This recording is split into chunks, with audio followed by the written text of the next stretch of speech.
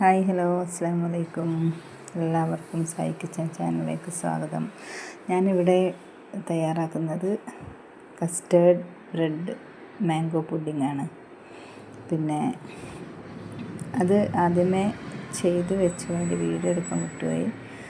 അത് ബ്രെഡിൻ്റെ അരുഭാഗം മുറിച്ച് എടുത്ത് ബാക്കി ഭാഗം കൊണ്ടാണ് ഈ പുഡിങ് ആക്കുന്നത്.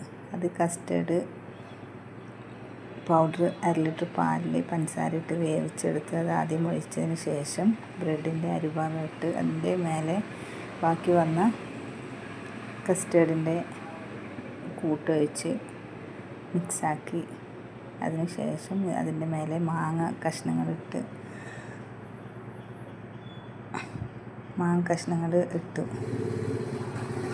അതിന് ശേഷം പിന്നെ ഇതിന് മേലെ നമുക്ക് നമ്മളടുത്തുള്ള നട്ട്സുകൾ, പിസ്ത, അണ്ടിപ്പരിപ്പ്,